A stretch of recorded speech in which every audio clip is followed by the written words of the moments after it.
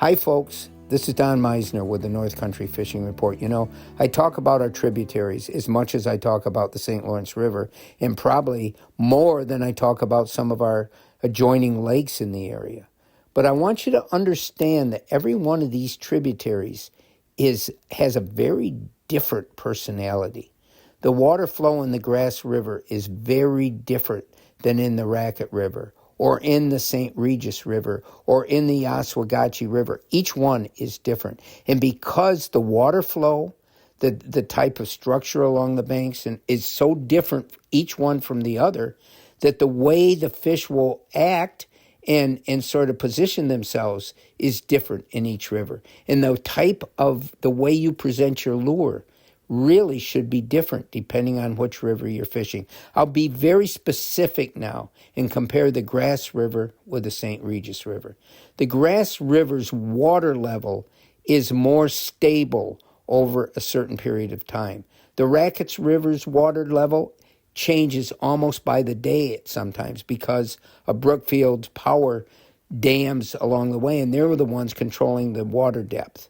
So the fish are going to react differently. They become more, stable in their positioning in the Grass River. In the Racket River, because the water level can change from day to day, it's going to change where those bass orient themselves, and you have to fish it differently.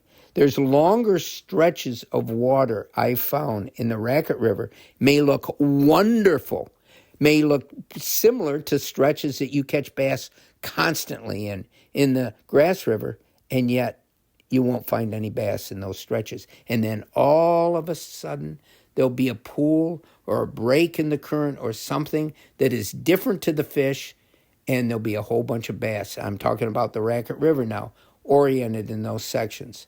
So when I fish each river, I really fish it differently. I use different speed, different ways of casting out.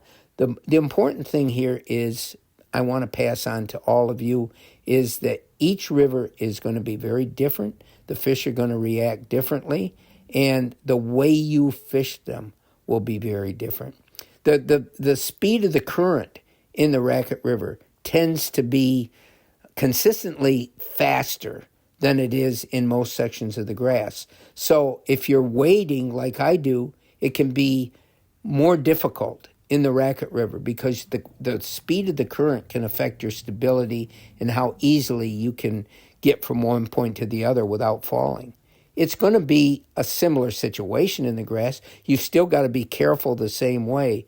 But my point is, every tributary is its own wonderful world of fishing, its own wonderful world of having different kind of species and different foods. And there's going to be different foods in each one depending on the area that those rivers flow through and the type of things that come from the shore, float into the water, different things that are part of the ecosystem itself.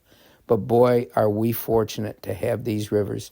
I don't talk near as much as I should about the Oswegatchie because I don't get a chance to explore it the same, or I don't make it my choice to explore. It doesn't mean that it might be even better fishing than the others.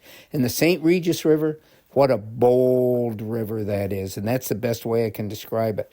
That, I don't think, gets near the fishing pressure, yet it has the same sort of core of species that live there, from muskies to walleyes to smallmouth bass.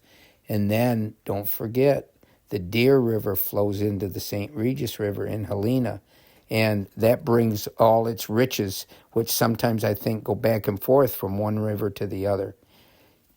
I hope you get more of a chance to explore some of these tributaries. I think we take them for granted, and we don't realize the monstrous and the plentiful fish that live in these tributaries. They really are a true blessing to the North Country. Until next time, folks, this is Don Meissner with the North Country Fishing Report.